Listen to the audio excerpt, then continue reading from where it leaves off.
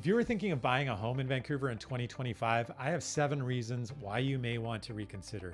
In my nearly 20 years as a realtor in this city, I know that not everybody should be a homeowner, and we're going to explore all of those reasons. But after watching this video and after some really careful self-reflection, if you still want to move forward, you're going to want to explore my massive back catalog of videos that have helped hundreds of people make informed decisions and buy the right home in Vancouver. And if you need some help, be sure to reach out, as I can help you buy the right home. But for now, let's get into the 7 reasons you may want to reconsider buying a home in Vancouver in 2025.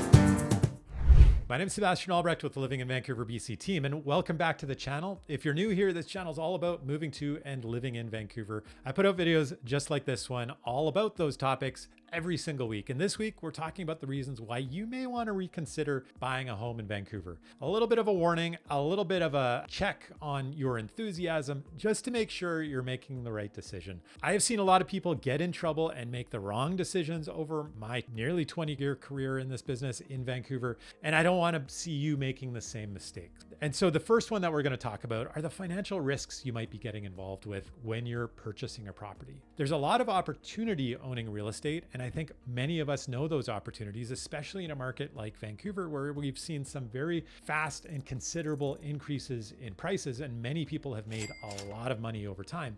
But the thing that we need to double check is realizing that those people are also taking massive financial risks. And as the owner of a property, you are the person that is solely responsible for all of the expenses that come along with owning that property. And those expenses include any kind of maintenance that needs to be done. If your roof leaks, if your toilet breaks, if there's increases in insurance costs, insurance premiums, if there's increases in maintenance fees, if you're in a strata, or as many people are realizing in the last couple of years, increases in interest rates. All of those things are your responsibility as the homeowner. And if you are a renter, as a tenant, one of the amazing things as a tenant is all you have to do is make sure that you're able to pay the agreed upon rent every single year. And then every single year, your landlord could potentially increase rents, but the amount that they're able to increase is a fixed amount that is determined by the government every single year. And so you can really plan this very easily when you're a tenant. What you can't do as well is plan this when you're the owner of a property. So I don't want you to get into a position where you're buying a property and not realizing that there's these unexpected risks and potential costs that could come into play down the road. You want to make sure that you have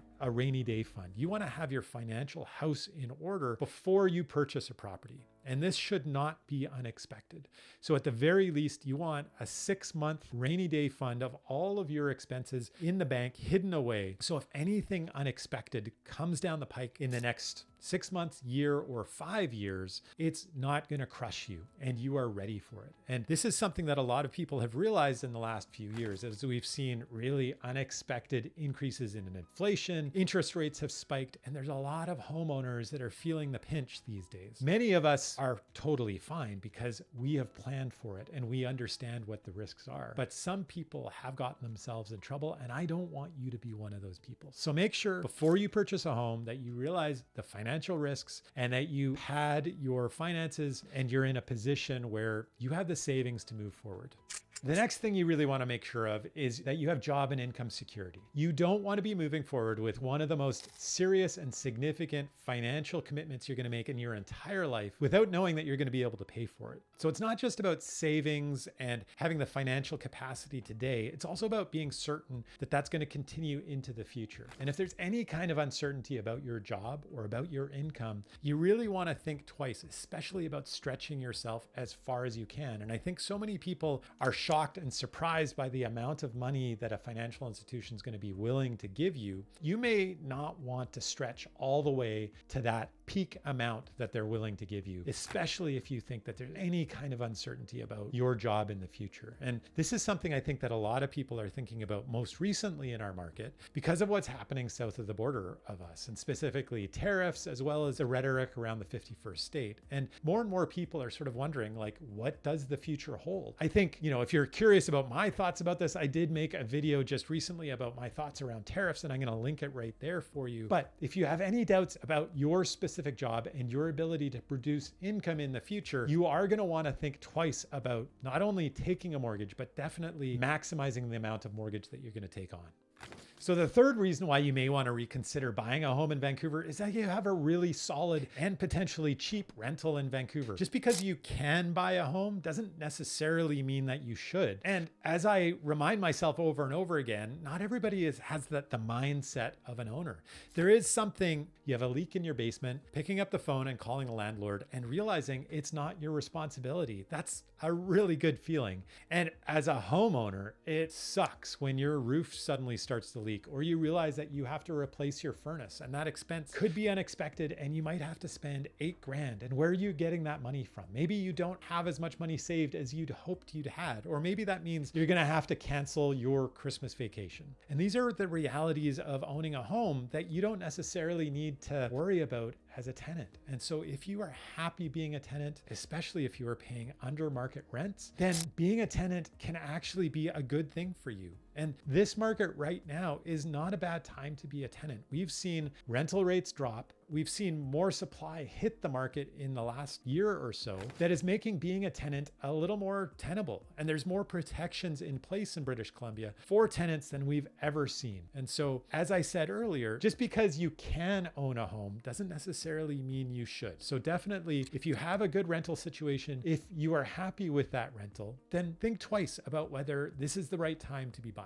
The fourth reason is that you're banking on property values increasing. If that is the only reason for you to purchase a home, I think you should think twice about it. Yes, there's people who have made a lot of money in the past on real estate in Vancouver, and I understand that feeling of jealousy and feeling like you want to get into that game as well. But we haven't been in a market like that for a few years, and especially the more luxury end of the property market has been pretty stagnant for 5, 6, 7 years or so. And just the typical end of our market has been fairly stagnant for the last 4 years. There have been very little price increases. If you bought a condo in 2022, as an example, in downtown Vancouver, and you're selling today, after all of the expenses you incurred, more than likely, you're not going to be making money. And I think that's something that a lot of people need to realize. You don't want to enter into the property ownership game if the only thing that you're doing it for is to make money. It makes sense for a lot of other reasons. If you want some sort of security, if you want the chance to build equity and potentially have a return on your investment over time, I think those are reasons that make sense to own. But don't gamble. Don't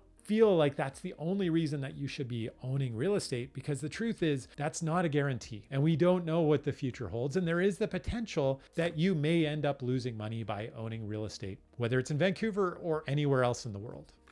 All right, so the fifth reason why you may want to reconsider is that you're only purchasing for a short time. Whether it's a plan, you are coming to Vancouver for a year, maybe 2 years, or you don't know what the future holds for you. Vancouver's a very difficult market to own for a short period of time, and really any property market is. But they've made it even harder. So first of all, let's just talk about the expectations. Because of the expenses incurred when you buy a property, you have to pay the property transfer tax. And when you sell a property, you're also going to be paying real estate commissions. So there's a fairly significant chunk that you're going to have to recoup. And we're talking about somewhere in the 5% range. Just to break even, if you buy $1 million property, you're going to need to see property values increase by about 5% just to break even. And that is something that we would recommend over a year or 2 years is an unlikely time period to recoup that cost. Generally, what we're talking about is having a 5-year time horizon. 5 years and beyond is usually enough to see approximately that kind of market increase. And generally, people over a 5-year period aren't going to be losing money. But as I mentioned, in the last few years, that's not been the case. We've seen a market that has been fairly flat. And so people that bought 5 years ago generally are, depending on what they bought and what kind of improvements they've made to the building or to their own personal home, they're generally generally going to be losing money. Now, the government has also made it harder, specifically in our market, to make any money in the short term.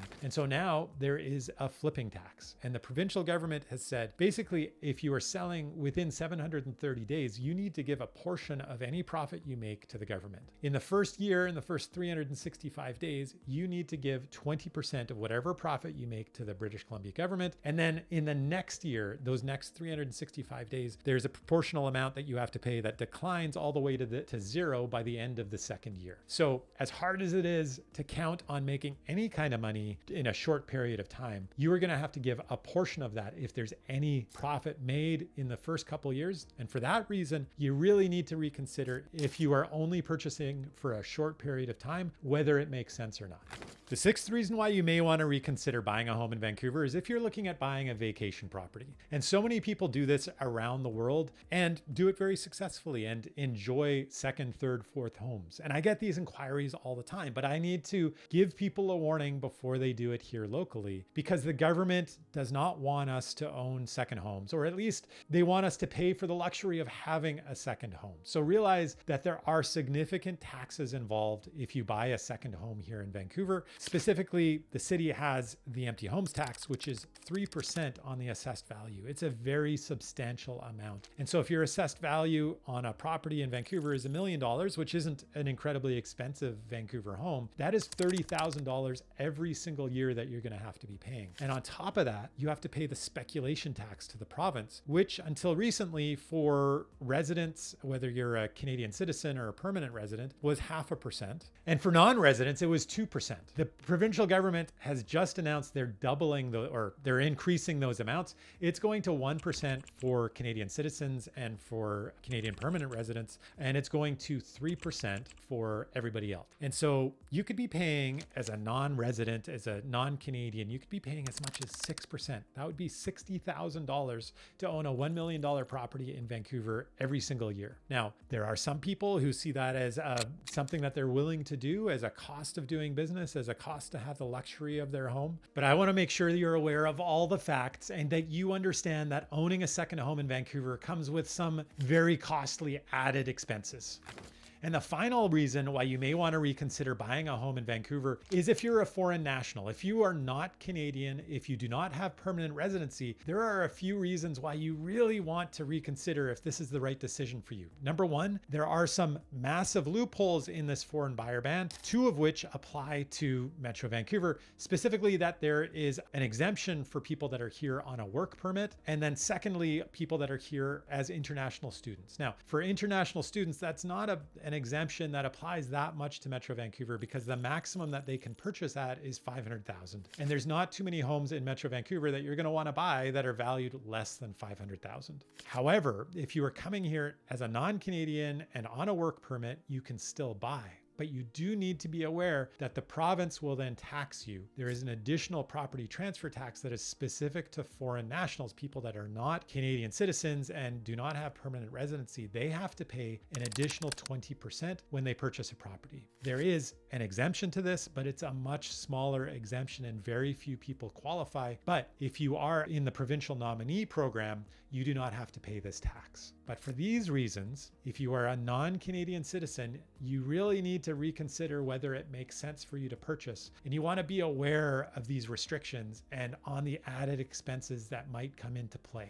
So we've gone through 7 really solid reasons why you may want to reconsider buying a home in Vancouver. I just don't want you to be getting into a mess. I don't want you to be moving with excitement into something that is going to get you in trouble in the long term. And unfortunately, I have seen this happen here and there over my nearly 20-year career as a real estate agent. But of course, if after watching this and after very careful self-reflection, if you're still thinking that buying a home in Vancouver is a good idea, well, I am a real estate agent that has helped hundreds of people do exactly that. I've helped them move to Vancouver, find the right neighborhood, and find their dream home. And I can help you and your family do that as well. My contact information is right there on the screen. So whenever you're ready, be sure to reach out and we can start that conversation about moving you and your family here to Vancouver. But if you're not quite ready to do that, don't forget, I have a massive back catalog of videos that I've made just for people in your situation, people that are looking at moving to Vancouver or buying a home in Vancouver, and helping you understand what that process is like, what the opportunities are, and what it's like to live in Vancouver. So be sure to check out all of those videos. I do put these out every single week, and I love doing them. Plus, I love hearing from you guys. So be sure to comment in those videos and let me hear where you're coming from and what kind of things you're worried about when you're moving or buying a home in Vancouver. In the meantime, I want you to check out a couple videos that I've done recently that I'm really excited about, and I think you're going to really enjoy as well. This video over here is all about the Vancouver neighborhoods that have been recently booming in value. These are areas that are hot neighborhoods that you are probably going to want to be moving to. And then this video over here is a video that I did just recently all about what I would do if I was moving to Vancouver today. Exactly how I would do it step by step. Thank you so much for watching. I'll see you next week.